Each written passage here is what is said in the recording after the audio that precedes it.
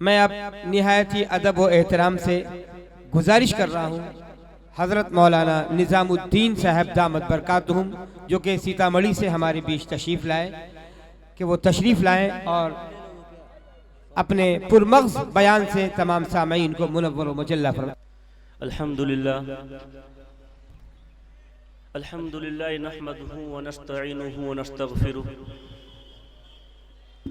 व नु'मिनु बिही व नतवक्कलु अलैहि व नऊज़ु बिल्लाहि मिन शुरूरि अनफुसिना व मिन सय्यिआति अमालिना मन यहदिहिल्लाहु फला मुदिल्ल लहु व मन युद्लिलहु फला हादिय लहु व नशहदु अल्ला इलाहा इल्लल्लाहु वहदहु ला शरीका लहु व नशहदु अन्न सय्यिदना मौलाना मुहम्मदन अब्दुहु व रसूलुहु सल्लल्लाहु अलैहि वसल्लम अम्मा बाद फ़अऊज़ु बिल्लाहि मिनश शैतानिर रजीम बिस्मिल्लाहिर रहमानिर रहीम वमा अरसलनाका इल्ला रहमतल लिल आलमीन सदक़ल्लाहुल अज़ीम। ये दुनिया अहल दुनिया को बसी मालूम होती है, ये दुनिया अहल दुनिया को बसी मालूम होती है, नज़र वालों को ये उजड़ी हुई मालूम होती है। मुझे सब दोस्तों से किसने कर दिया है बेगाना, मुझे अब दोस्ती भी दुश्मनी मालूम होती है। अगर हिम्मत करे तो क्या नहीं इंसान की बस में, अगर हिम्मत करे तो क्या नहीं इंसान की बस में, यह है कम हिम्मती जो बेबसी मालूम होती है। और किसी ने क्या खूब कहा था कि दे मौजे हवादिस इनको भी दो चार थपेड़े हल्के से, दे मौजे हवादिस इनको भी दो चार थपेड़े हल्के से, कुछ लोग अभी तक साहिल पर तूफ़ान की नज़ारा करते हैं। मेरे मुअज़्ज़ज़ सामिईन, आज पहली दफ़ा आपके सामने कुछ लब कुशाई करने का मौका मिला, ये मैं अपने लिए शर्फ की बात समझता हूँ। जैसा कि आप जानते हैं हमारा ये प्रोग्राम सीरतुन नबी के नाम से है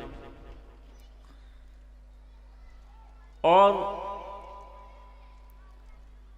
इस नाम से ही पता चलता है कितना बाबरकत प्रोग्राम है ये। बुजुर्गों, ये एक ऐसा मौजू है कि इस मौजू पे बात करने के लिए जितना बड़ा मुफक्किर हो, मुदब्बिर हो, मुफस्सिर हो, अपने बयान के जरिए सीरतुन नबी का हक अदा नहीं कर सकता।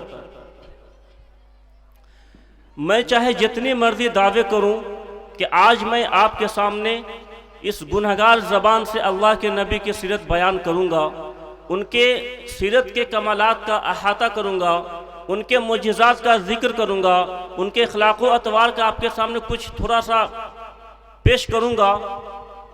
मैं जितनी मर्जी दावे करूं, लेकिन हकीकत ये है कि सीरतुन नबी सल्लल्लाहु अलैहि वसल्लम के कमालात, इनके महासिन, इनके मरातिब, रफ़अते, बुलंदियाँ इतनी है कि आज तक इस दुनिया में कोई इंसान ऐसा पैदा नहीं हुआ जो अल्लाह के नबी की सीरत का हक अदा कर सके। और दुनिया के अंदर अरबी और उर्दू की लुगत में कोई ऐसा लफ्ज़ ईजाद नहीं हुआ जिस लफ्ज़ में अल्लाह के नबी की सीरत के कमालात का अहाता किया गया हो, क्योंकि कमालात सारे पीछे रह गए, अल्फाज सारे पीछे रह गए, मानी सारे पीछे रह गए, मुहावरात सारे पीछे रह गए, लुगात सारी पीछे रह गई, फसाहत व बलागतें सारी पीछे रह गई, अलबत्ता मेरा नबी आगे निकल गया। इसी मंजर को देखकर मौलाना मनाजिर हसन गिलानी रहमतुल्लाह अलैह ने फरमाया है कि यूं आने को तो बहुत आए, यूं आने को तो बहुत आए, लेकिन जो भी आया वो जाने के लिए ही आया। एक नबी, एक पैगंबर हमारे और आपके आका मदनी उनके बारे में फरमाते कि वो शख्सियत, वो अजीम हस्ती जो मक्का के सरजमीन पर पैदा हुआ, जो आया तो आने के लिए आया, जो आया तो आता चला गया, जो घूमा तो घूमता चला गया, जो फला तो फलता चला गया, जो फैला तो फैलता चला गया, जो चढ़ा तो चढ़ता चला गया। मेरे बुजुर्गों, ये मेरे नबी की शान है।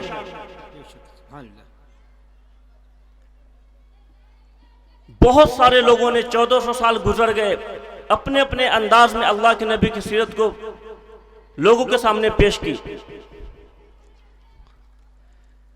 ये मेरा अकीदा है और ये मेरा दावा है कि अल्लाह के नबी की निस्बत किसी पहाड़ से जुड़ जाए और मैं उस पहाड़ का जिक्र करूं तो ये मेरे नबी की सीरत है।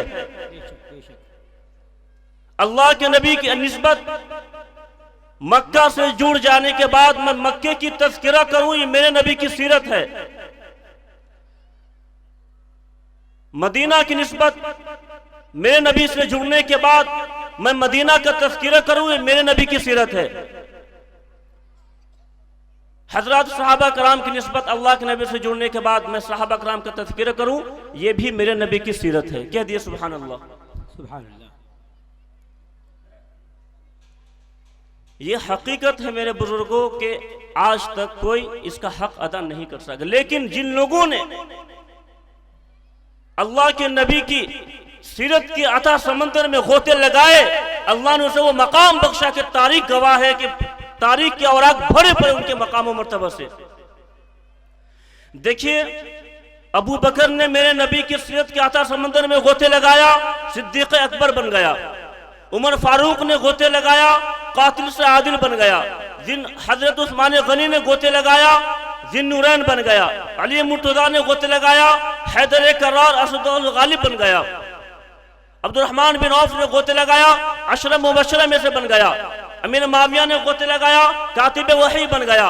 इब्न अब्बास ने गोते लगाया, मुफस्सिर कुरान बन गया। इब्ने मसूद ने गोते लगाया, मुहद्दिस आज़म बन गया। अबू हुरैरा ने गोते लगाया, हाफिज़ुल हदीस बन गया। और यहाँ तक के हंज़ला ने गोते लगाया तो गस्सुल मलाइका बन गया। और आगे एक कदम और आगे बढ़िए तो हजरत बिलाल ने जब गोते लगाया तो वो जन्नत के वारिस बन गया। और एक कदम आगे बढ़कर आप देखिए कि इमाम अबू हनीफा रहमतुल्लाह अलैह ने जब नबी के सीरत के अता समंदर में गोते लगाया तो फक़ाहत के इमाम बन गया। इमाम मालिक ने गोते लगाया तो हक़ व सदाकत आलम बरदार बन गया। और इमाम अहमद बिन हंबल ने गोते लगाया तो इस्तकामत के शहंशाह बन गया। यहाँ तक कि इमाम इब्न तैमिया ने जब अल्लाह के नबी के अता समंदर में, सीरत के अता समंदर में गोते लगाया तो जुर्रात के बादशाह बन गया। और शाह वलीउल्लाह ने गोते लगाया तो इल्म पढ़ाने वाला बन गया। और यहाँ तक कि जब हजरत कासिम नौनौती रहमतुल्लाह अलैह ये जब अल्लाह के नबी की सीरत में डूब जाते हैं, उसके इश्क का ये आलम है कि जब हजरत कासिम नौनौतवी एक मदीना शरीफ पहुँचते हैं, उस जमाने की इतनी पथरीली जमीन, इतनी सख्त गर्मी, वहां पहुंचते ही अपने जूते उतार लेते हैं। किसी मुरीद ने सवाल किया कि हजरत इस कदर तपिश, इतनी गर्मी और आप जूते क्यों उतार लिए? मेरे बुजुर्गों, इश्क का आलम देखिए। फरमाते कि मेरा दिल ये गवारा नहीं कर रहा है कि ये सरजमीन मेरे आका की सरजमीन है। अगर आज मैं यहाँ जूता पहनकर चलता हूँ, क्या पता कि यहाँ सहाबा के कदम गुजरा हो या मेरे नबी यहाँ से निकल कर गए हो, ये मुझे गवारा नहीं। मैं कल क़यामत के दिन अल्लाह के नबी के सामने क्या मुँह लेकर जाऊँगा कि जहाँ अल्लाह के नबी गुजर गए वहाँ कासिम नौनौतवी जूते पहनकर चला गया।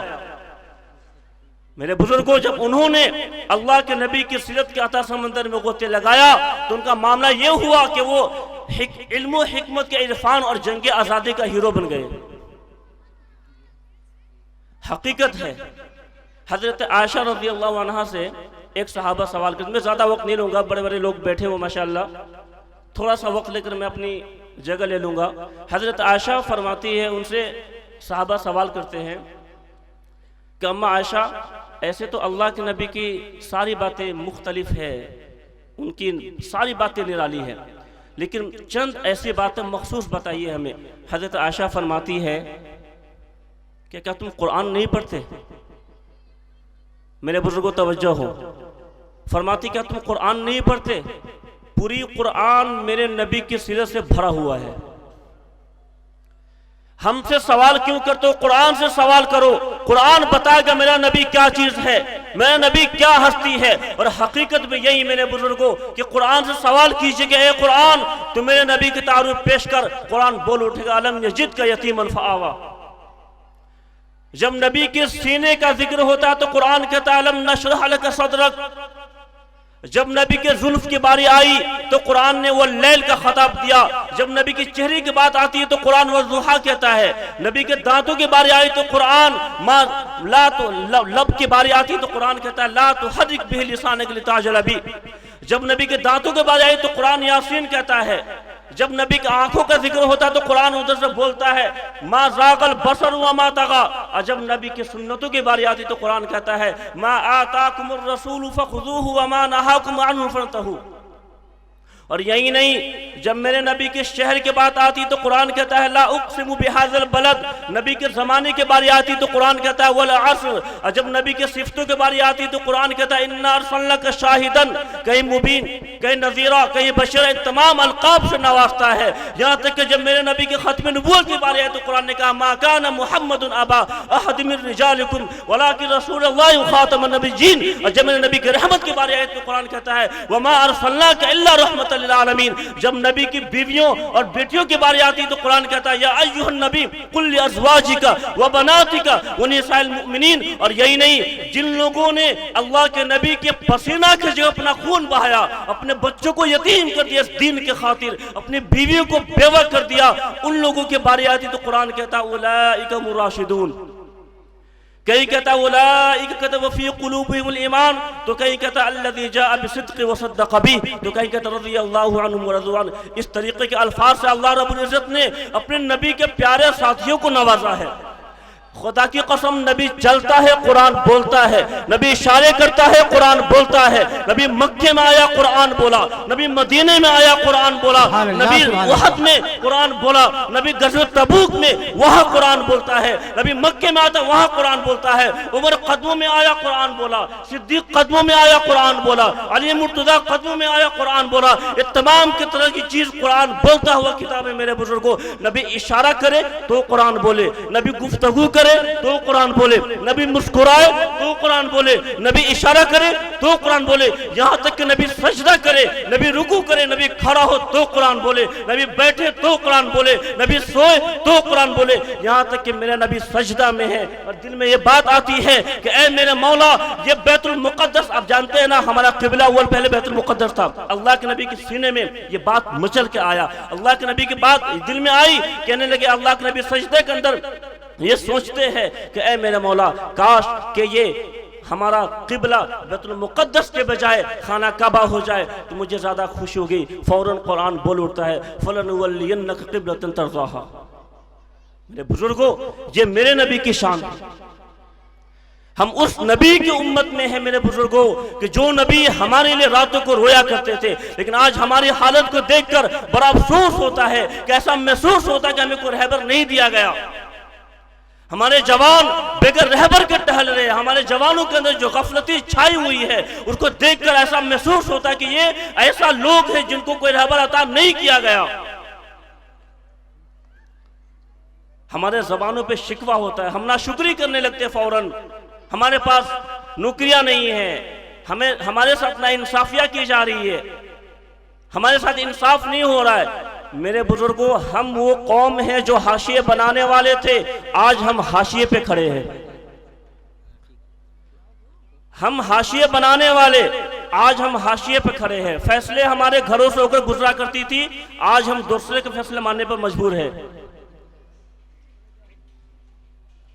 एक वक्त था मेरे बुजुर्गों, एक वक्त था कि लोग एक मुसलमान को देखने के बाद, एक मोमिन को देखने के बाद कहते ये शख्स सच्चा होगा, ये शख्स सच्चा होगा, हम फैसला इनसे करवाएंगे। अल्लाह के नबी का हदीस है कि मुसलमान दो चीजें कभी नहीं कर सकता। मुसलमान दो चीजें कभी नहीं कर सकता। पहली चीज धोखा नहीं दे सकता, पहली चीज मुसलमान धोखा नहीं दे सकता, और दूसरी चीज झूठ नहीं बोल सकता। अल-मुमिनु ला यकज़िब, मुसलमान झूठ नहीं बोलता। और आज हम अपने गिरवान में झांके, ये दो चीज सबसे ज्यादा कर रहे हैं। ये दो चीजें हमारे अंदर सबसे ज्यादा आ चुकी है। हम मेहनत करना नहीं चाह रहे, हमें ये चीज पसंद ही नहीं कि हम मेहनत करें। हम गफलत के चादर ओढ़ कर बैठे हुए हैं।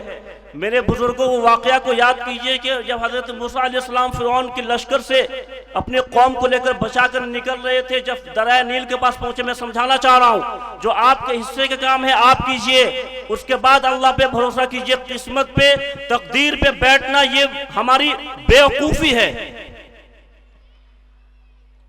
हम पहले अपने मेहनत का काम करें, उसके बाद तकदीर पे, हाँ पूरी जान लगा देने के बाद, पूरी कोशिशें कर जाने के बाद, उसके बाद हम अल्लाह से कहें, ऐ मेरे मौला यहां तक मेरी ताकत थी, आगे तेरी ताकत है।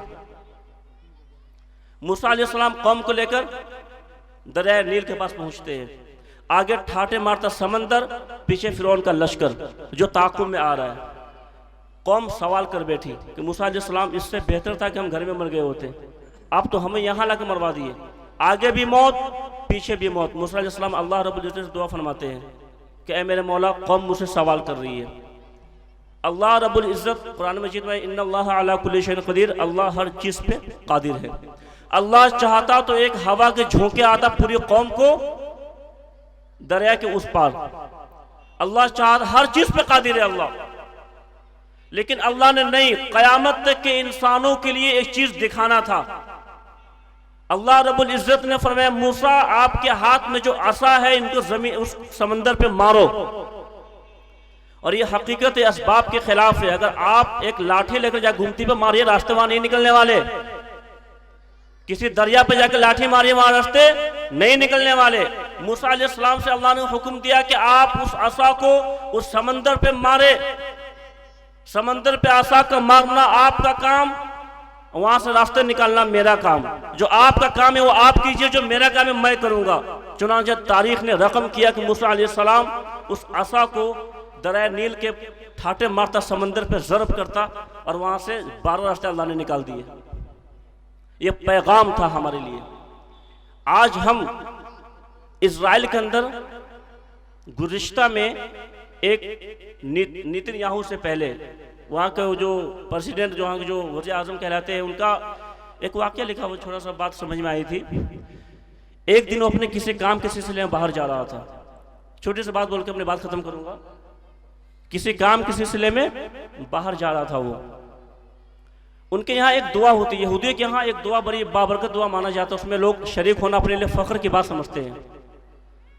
तो उनकी जो साहबजादी थी उनसे कहने लगी कि अब्बा जान ऐसा है, आप बाहर जा रहे, हमारे यहाँ इतनी मुकर्रब दुआ हो रही है, आप इसमें शरीक हो जाए, तवज्जो हो कि आप इसमें शरीक हो जाए। तो वो जो वहाँ के वज़ीर आज़म वो कहता है कि बेटी मैं बाद में ये काम कर लूँगा, दुआ में बाद में शरीक हो जाऊँगा, पहले जिस काम के लिए मैं जा रहा हूँ बहुत ही ज़रूरी है। वो जो अल्फाज कहता है उस पर गौर करने का मौका है बुजुर्गों। वो कहता है कि आज अगर मेरी बेटी दुआ से सब कुछ होना होता तो हर साल करोड़ों लोग, अरबों लोग काबा शरीफ पहुंचकर गिलाफ को पकड़कर हरम में सजदे कर कर मस्जिद नबी में नमाज पढ़कर ये दुआ करते कि अल्लाह इजराइल को तबाह बर्बाद कर दे, लेकिन अमली तौर पे कुछ नहीं करते। आज हमारी हालत देख लो और उनकी हालत देख लो।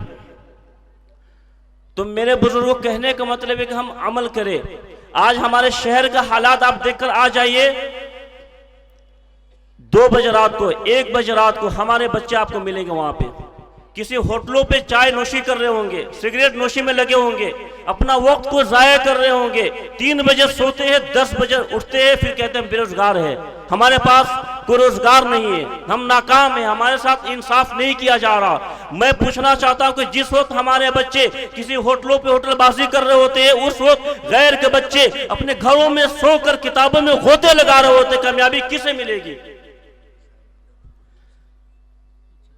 मेरे बुजुर्गों ये दुनिया है, यहां गफलत की सजा मौत है। जागना होगा आपको। ये गफलत की चादर को फाड़िए और इनकलाब पैदा कीजिए।